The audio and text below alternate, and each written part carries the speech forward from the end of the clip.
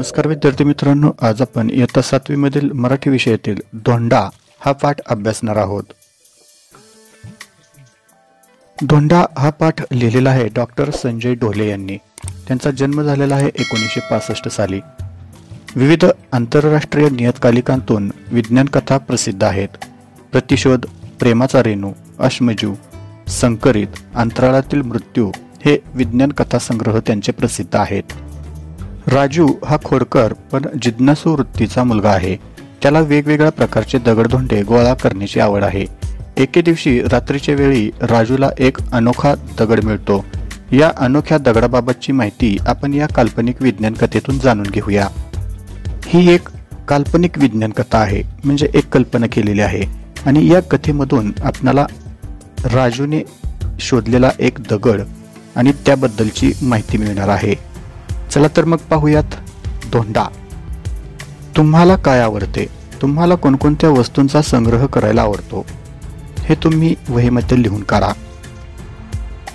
राजू चौकस बुद्धीचा जिज्ञासू मुलगा, सतत काही ना काही उद्योग करणारा, खूप प्रश्न विचारणारा। 1/1 म्हणजे किती? 0/1 म्हणजे किती? यात फरक काय? सूर्याचं तापमान किती? असे प्रश्न विचारून भांडावून सोडणारा राजू। रस्त्यात त्याला काही नवीन वस्तू अथवा प्राणी दिसला म्हणजे तो त्यातच रमत असे। आजही शाळेतून येताना नेहमीप्रमाणे राजूचे मित्र पुढे निघून गेले होते। संध्यप्रकाश अंधुक होऊ लागला होता। राजू एक दगड उचलून बॉलिंग करावी तसा फेकत रस्त्याने चालला होता। राजूला नेहमी विविध प्रश्न पडत असत आणि हे प्रश्न विचारून तो आपल्या आसपासच्या माणसांना भांडावून सोडत असे। नेहमीप्रमाणे तो असाच रस्त्याने शाळा सुटल्यानंतर निघालेला असतो। संध्यप्रकाश म्हणजे सायंकाळचा प्रकाश असतो, तो कमी कमी होत चाललेला असतो आणि आपला राजू एक दगड उचलून बॉलिंग करावा त्या पद्धतीने फेकत रस्त्याने निघालेला असतो। अचानक एक गुळगुळीत दिसणारा पण स्पर्शाला खरखरीत असा दगड राजूच्या हाती आला। त्यानं तो नेहमीप्रमाणे फेकला, पण तो घरंगळत न जाता उड्या मारत मारत अपेक्षेपेक्षा खूपच अंतरावर जाऊन थांबला। म्हणजेच एक त्याला दगड सापडला जो दिसायला गुळगुळीत होता, पण स्पर्श केला तर तो खरखरीत होता। असा दगड राजूच्या हातामध्ये आला आणि तो त्याने फेकल्यानंतर तो घरंगळत दगड गेला नाही, तर उड्या मारत मारत जातोय असं वाटलं आणि खूप दूरवरती जाऊन पडला। गाडीला ब्रेक लागावा तसा। राजूला आश्चर्य वाटले। तो थोडा वेळ थबकला। जास्त बल म्हणजे ताकद न लावता फेकलेला दगड एवढ्या लांबपर्यंत कसा गेला? त्यानं दुसरा धोंडा उचलला। खूप जोर लावून त्यानं तो फेकला, पण पूर्वीच्या फेकलेल्या गुळगुळीत धोंड्यापर्यंत न पोचलेला पाहून राजू थोडा धास्तावला। म्हणजेच राजूने हा गुळगुळीत दगड टाकला, तो खूप लांबवरती जाऊन पडलेला असतो। त्याने दुसरा दगड उचलून त्याच्याही पेक्षा जास्त जोराने फेकला, तरी तो त्या गुळगुळीत दगडापर्यंत सुद्धा पोचू शकला नाही आणि हे पाहून तो थोडासा धास्तावला। त्याला काहीच कळत नव्हतं। हा अनुभव त्याला वेगळाच होता। काय करावं त्याला सुचत नव्हतं। कदाचित आपला हा भ्रम असेल म्हणून त्यानं तो धोंडा पुन्हा फेकण्याचे ठरवले। म्हणजे असं कसं घडलं याचा विचार राजू करत होता आणि त्याला ते समजत नव्हतं की कमी ताकदीने फेकलेला दगड खूप लांबवरती जाऊन पडला आणि जास्त ताकदीने लावलेला दगड जवळच पडला। असं कसं झालं याचा विचार राजू करत असतो। यावेळेस तो गुळगुळीत दिसणारा पण खरखरीत वाटणारा धोंडा त्यानं उचलून पूर्वीपेक्षा खूपच कमी बलानं फेकला। म्हणजे आता त्याने खूपच कमी ताकद लावली आणि तो दगड फेकलेला असतो। आणि चेंडू जसा उड्या मारत जातो, खोडकर मुले जशी उड्या मारत पळतात, तसाच तो धोंडा पूर्वीपेक्षाही उंच उड्या मारत गेला व थांबला। आणि पहिल्यासारखाच तो दगड कमी ताकदीने फेकलेला असताना सुद्धा खूप उंच उड्या मारत खूप लांबवरती जाऊन पडला आणि थांबला। राजूला या नवीन धोंड्याची थोडी गंमत वाटली। एक नवीन खेळणंच आपल्या हाती लागल्याचा आनंद त्याच्या चेहऱ्यावर दिसत होता। हा धोंडा काहीतरी विलक्षण असल्याची जाणीव त्याला झाली। शाळा सुटून बराच वेळ झाला होता। अंधार दाटून आल्यानं हा खेळ राजूला थांबवावा लागला। तो विलक्षण धोंडा त्याने उचलला। या धोंड्याची म्हणजेच दगडाची त्याला खरं तर गंमत वाटत असते, कारण खूप कमी ताकदीने फेकला तरी तो खूप लांबवरती जाऊन पडत होता। त्यामुळे राजूला हा एक खेळणंच असल्यासारखं वाटत होता आणि अंधार पडायला लागल्यामुळे त्याला हा फेकाफेकीचा खेळ थांबवावा लागला आणि तो त्याने दगड उचलून घेतला। अजून काही वेगवेगळ्या प्रकारचे दगड त्याने गोळा केले होते। राजू घरी आला। घरी नेहमीप्रमाणेच त्याचं स्वागत होणार होतं। राजूचे वडील बाबा पाटील कडक शिस्तीचे आणि करारीही. घरी येताच बाबांचा करडा स्वर राजूच्या कानी पडला. राजू, कुठे होता इतक्या वेळेपर्यंत? शाळा सुटल्यानंतर मी खेळत होतो असं राजू सांगतो. काय खेळत होतास?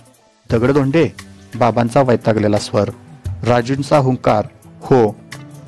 राजूला नेहमीच शाळेतून घरी यायला उशीर होत असे आणि तो खेळत खेळत येत असल्यामुळे हा उशीर व्हायचा आणि तो घरी आल्यानंतर घरचे त्याच्यावरती ओरडायचे. आजही त्याचप्रमाणे बाबा त्याची वाट पाहत बसलेले असतात. ते आल्यानंतर राजूला विचारतात की उशीर का झाला म्हणून. मग तो सांगतो की मी खेळत खेळत आलो. बाबांना माहीत असतं याचे खेळ कोणते आहेत ते म्हणतात दगडधोंडे खेळत होतास का? राजू म्हणतो हो. बाबांनी राजूच्या खिशातील सर्व दगडधोंडे काढून बाहेर भिरकावले, म्हणजेच बाहेर फेकून दिले. फेकलेल्या त्या गुळगुळीत धोंड्याकडे राजू आशाळभूत नजरेने पाहत राहिला. रात्र बरीच झाली होती पण राजूला झोपच येत नव्हती. बाबांनी बाहेर फेकलेला तो गुळगुळीत धोंडाच त्याच्या डोळ्यांसमोर येत होता. आजूबाजूला पाहत तो बाहेर पडला. बाहेर किट्ट अंधार होता. तो धोंडा त्याला कुठे सापडणार होता? तरी देखील बाबांनी जिथे ते सर्व दगडधोंडे भिरकावले होते ती जागा त्याने शोधून काढली, पण तो धोंडा काही सापडेना. राजू कष्टानं उठला. शेवटचा प्रयत्न म्हणून झुडपांमध्ये शोधण्याचा निर्णय त्याने घेतला. म्हणजेच बाबांनी त्याच्या खिशातील दगडधोंडे काढून फेकून दिलेले असतात. रात्री राजूला झोप काही येत नाही म्हणून तो सर्वांची नजर चुकवून बाहेर आला आणि दगडधोंडे शोधू लागला. खूप शोधलं परंतु तो गुळगुळीत दगड काही त्याला सापडत नव्हता. मग शेवटी निर्णय करून झुडपांमध्ये शोधायचं ठरवलं. तिकडे जात असतानाच गर्द झुडपात राजूला काहीशी अंधुकशी चकाकी असलेला तो धोंडा दिसला. झुडपांमध्ये एका ठिकाणी तो धोंडा थोडासा चककत असलेला त्याला दिसला. म्हणजे रात्रीच्या वेळी हा दिसतो तर. कुठलीही भीती न बाळगता राजूनं झुडपात हात घालून तो धोंडा काढला. दबक्या पावलानं घरात येऊन टेबलाचा ड्रॉवर हळूच उघडून त्याने सगळे दगडधोंडे एका कोपऱ्यात ठेवले. राजूने न घाबरता तो दगड त्या झुडपांमधून उचलला. खरं तर हा एकटाच असा दगड होता की जो चकाकत होता. मग त्याची थोडीशी भीती इतरांना वाटली असती परंतु राजू घाबरला नाही. त्याने तो दगड उचलला. त्याबरोबर इतरही दगडधोंडे उचलले आणि टेबलाच्या ड्रॉवरमध्ये एका कोपऱ्यात ठेवून दिले. सकाळी उठल्यावर राजूने टेबलाचा संपूर्ण ड्रॉवर उघडला. धोंड्याबरोबर सोबत ठेवलेले इतर 3-4 दगड त्याला सापडले नाहीत. म्हणजेच राजूने त्या गुळगुळीत दगडाबरोबर टेबलमध्ये आणखीही 3-4 दगड ठेवलेले असतात ते सकाळी राजूला दिसले नाहीत. राजूनं धोंड्याकडे निरखून पाहिलं. तो आकाराने त्याला काहीसा फुगीर भासला. उचलताच पूर्वीपेक्षा जडही जाणवला. म्हणजे राजूने त्या दगडाकडे व्यवस्थितरित्या पाहिल्यानंतर त्याला जाणवलं की हा दगड थोडासा मोठा झालाय. म्हणून तो उचलून पाहिला तर तो जडही वाटत होता. हा आपल्याला भास होतोय की काय? राजूला कसलाच अर्थबोध होत नव्हता. हा आपल्याला भासच होतोय असं राजूला वाटलं. त्याला काहीच समजत नव्हतं. तेवढ्यात आईच्या हाकेनं तो विचार शृंखलेतून बाहेर आला. तेवढ्यात आईनं हाक मारल्यामुळे त्याला समजलं की आपल्याला कोणतरी बोलवतंय. शाळेत जाताना राजूनं सर्वांची नजर चुकवत तो धोंडा हळूच आपल्या दप्तरात ठेवला. त्या धोंड्यामुळे राजूच्या मनात कुतूहल जागृत झालं होतं. रात्री कुणालाही न दाखवता राजूनं तो धोंडा पुन्हा आधीच्याच ठिकाणी ड्रॉवरमध्ये ठेवला व फारसा कुणाशी न बोलता झोपी गेला. शाळेत जातानाही राजूनं तो दगड सर्वांची नजर चुकवून दप्तरामध्ये घालून नेलेला असतो. त्याच्या मनामध्ये या दगडाबद्दल कुतूहल जागृत झालेलं असतं की हा दगड नक्की काय आहे, कसा आहे याबद्दलचे विचार त्याच्या मनामध्ये सतत येत असतात. रात्रीसुद्धा कुणालाही न दाखवता त्यानं तो ड्रॉवरमध्ये व्यवस्थित दगड ठेवून दिला. मध्यरात्री एखाद्या स्वप्नातून उठावं तसा तो गडबडून उठला. आई शेजारी झोपली होती. त्यानं तिला हलवलं पण ती उठली नाही. राजूला आश्चर्य वाटलं. टाचणी पडल्याचा आवाज होताच उठणारी आई एवढी गाढ कशी झोपली? मध्यरात्री राजूला स्वप्नातून उठल्यासारखी जाग आली. त्याने आईला उठवण्याचा प्रयत्न केला पण आई उठली नाही. आई इतकी गाढ कशी झोपलेली आहे याचंच त्याला आश्चर्य वाटत होतं. तेवढ्यात त्याचं लक्ष टेबलाकडे गेले व तो चकित झाला. जिथे धोंडा ठेवला होता त्या बंद ड्रॉवरच्या फटीमधून प्रकाश किरणं बाहेर येताना त्याला दिसली. एखाद्या चुंबकाकडे आकर्षित व्हावं तसा राजू टेबलाकडे ओढला गेला. नकळत त्याने ड्रॉवर उघडला. उघडताच ती खोली प्रकाशानं झळकून गेली. धोंडा एखाद्या हिऱ्यासारखा चमकत होता. त्याच्यापासून विशिष्ट प्रकारच्या लहरी निघत होत्या. राजूचे सहजच लक्ष ड्रॉवरकडे गेले, जिथे त्याने तो गुळगुळीत धोंडा ठेवलेला असतो. त्यामधून एका फटीतून प्रखर असा प्रकाश किरणे बाहेर पडत असतात. ते पाहून राजू आश्चर्यचकित होतो आणि तो त्या टेबलाकडे जातो. त्याने उघडून पाहिलं तर एखाद्या हिऱ्यासारखा तो दगड चमकत असतो. त्या प्रखर प्रकाशातही आई व बाबा झोपलेले पाहून राजू गांगरला. कदाचित या धोंड्यामुळेच ते झोपले असावेत असा त्यानं तर्क केला. धोंड्यापासून निघणाऱ्या प्रकाश लहरी त्याच्या आईबाबांच्या व परिसरातील इतर सजीव प्राण्यांच्या मेंदूच्या लहरींशी जुळल्याने ते गाढ झोपेतून उठणे शक्य नव्हतं. पण राजू स्वतः त्याच वेळेस स्वप्नसृष्टीत असल्याने धोंड्यापासून निघणाऱ्या लहरी त्याच्या मेंदूशी जुळू शकल्या नव्हत्या. म्हणूनच या महत्त्वाच्या क्षणी राजू जागा झाला होता. हे सर्व राजूच्या आकलनापलीकडचं होतं. म्हणजेच या काही ज्या गोष्टी घडत होत्या त्या राजूला अजिबात समजत नव्हतं की एवढा मोठा प्रकाश पडलेला असतो, प्रकाश लहरी निघत असतात, तरी सुद्धा आई बाबा कसे झोपलेले हे त्याला समजत नव्हतं. प्रखर प्रकाश फेकणाऱ्या धोंड्याकडे राजू जास्त काळ पाहू शकला नाही. त्यानं आपली नजर दुसरीकडे वळवली. क्षणानंतर डोळे उघडून त्यानं लख्ख प्रकाशात पुन्हा त्या प्रकाशमय धोंड्याकडे पाहिलं. प्रकाशमय धोंड्याची हालचाल पाहून तो शहारला. धोंडा वेडावाकडा होऊ लागला. त्याच्यापासून दुसऱ्या एका लहान धोंड्याची निर्मिती पाहून तर राजू घाबरलाच. प्रकाशित झालेला तो धोंडा खूपच चमकत असतो, त्यामुळे राजू जास्त काळ त्याच्याकडे पाहू शकत नाही. पण थोड्या वेळाने पुन्हा तो ज्यावेळी त्या धोंड्याकडे पाहतो त्यावेळेस त्याला दिसतं की या धोंड्यापासून एक छोटासा धोंडा तयार झालेला आहे. हे पाहून राजू घाबरतो. दगडापासून दगड त्याला काही सुचत नव्हतं. म्हणजे एका दगडापासून दुसरा दगड तयार झाला हे त्याला अजिबात समजत नसतं. नुकत्याच जन्मलेल्या त्या लहान धोंड्याची हालचाल पाहून राजूला भीतीमिश्रित गंमत वाटली. छोट्या धोंड्याला स्पर्श करण्याचा मोह त्याला झाला, पण तो त्याने टाळला. दोन प्रकाशमय धोंडे त्याला आता स्पष्ट दिसत होते. धोंड्यांचा प्रकाश हळूहळू लुप्त होऊ लागला तसा राजूच्या मेंदूवर झोपेचा अंमल चढू लागला. सकाळी उठताच रात्रीचा स्वप्नवत प्रसंग राजूला आठवला. तसाच वेगाने तो टेबलाकडे धावला. आता एक लहान व दुसरा मोठा धोंडा पाहून त्याचं हृदय धडधडलं. रात्री आपण जे काही पाहिलं ते खरंच असल्याची त्याची खात्री पटली. दोन्ही धोंडे त्यानं खिशात टाकले. राजू शांतपणे आपली तयारी करून शाळेत निघून गेला. शाळेत येताच राजूने शिक्षकांना, मित्रांना त्या धोंड्याविषयी सांगण्याचा प्रयत्न केला, पण त्याचा हा नेहमीचाच विचित्रपणा असेल म्हणून त्यांनी ते टाळलं. तो निराश झाला. कुणीच ऐकत नाही म्हटल्यावर त्याची जास्तच घालमेल होऊ लागली. तो अस्वस्थ झाला. म्हणजे राजूने जे रात्री पाहिलेलं असतं ते खरंच असतं, स्वप्न नसतं.